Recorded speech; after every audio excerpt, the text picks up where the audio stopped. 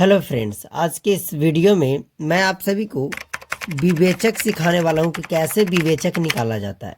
डिस्क्लाइमेशन, देखिए विवेचक को हम लोग डी से डी नोट करते हैं, ठीक है।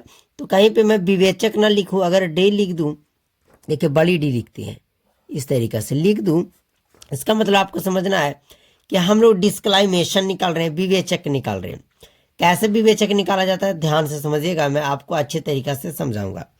जैसे हमें यहाँ पे एक द्विघात समीकरण दिया हुआ है, ठीक है। द्विघात समीकरण है 2x² + 4x + 2 = 0।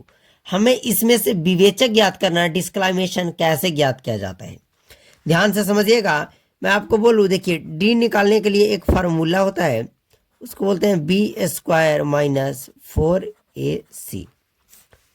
डी बराबर होता है b² - 4ac। अब आप सभी यहाँ पे देख रहे होंगे कि डी बराबर आप लिख दिए, फार्मूला होता है b² - 4ac।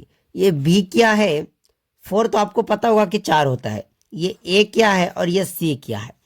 तो हम सबसे पहले यही समझते हैं कि a b c क्या होता है। तो देखिए द्विघात समीकरण का जो व्यापक रूप होता है वो इस प्रकार से ax² + bx + c = 0 कह सकते हैं कि द्विघात समीकरण इसी के रूप का होता है। मतलब कि यहाँ वाले को हम a बोलेंगे, मतलब x² के आगे वाले को a बोलेंगे, जिसमें x लगा हुआ है उसके आगे वाले को हम b बोलेंगे, जिसमें कुछ ना रहेगा x, सिर्फ लास्ट में जो नंबर है उसको हम लोग c बोलेंगे।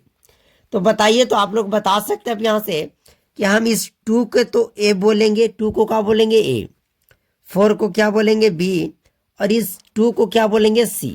मतलब आपको यहाँ से पता चल रहा होगा कि a का जो मान है वो 2 है, b का जो मान है वो 4 है, c का जो मान है वो 2 है।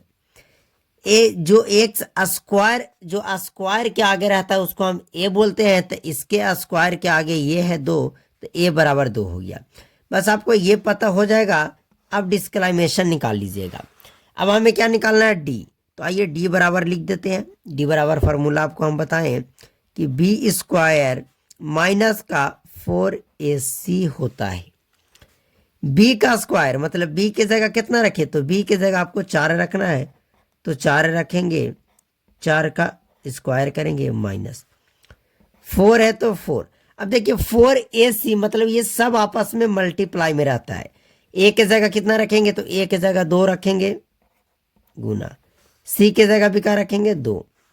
अब गुना देखिए कीजिए, 4 का स्क्वायर का होता है तो 16, माइनस है तो माइनस, 4 दूना 8 दूना 16।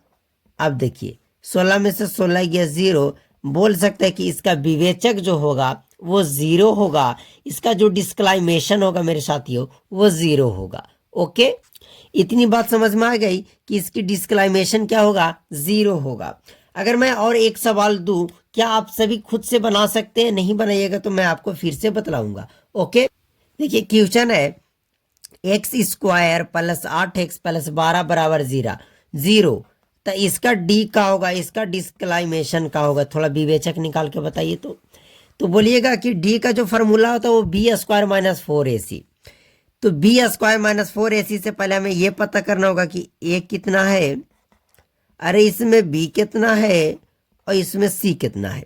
तो देखिए हम बोले कि x² के आगे वाले को a बोलते हैं, तो इसके आगे कुछ ना है तो कुछ ना रहे तो आपको 1 मान लेना है।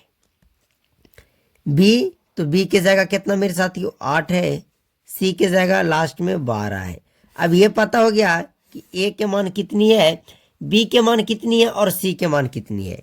हमें यहाँ से d निकालना है, तो d का फार्मूला बैठाएंगे b² - 4ac। b के स्क्वायर मतलब b के जगह हम क्या रखेंगे, 8 का स्क्वायर रखेंगे, माइनस 4 है तो 4 का बोले कि सब गुना में है, a के जगह 1 रखेंगे, c के जगह 12। काहे, अरे काहे कि a का जो मान है वो 1 है। अब देखिए 8 का स्क्वायर का होगा मेरे साथियों 64, गुना करेंगे 4 एकम 4 और इसको 12 चौके 48, माइनस का 48 यह हो जाएगा।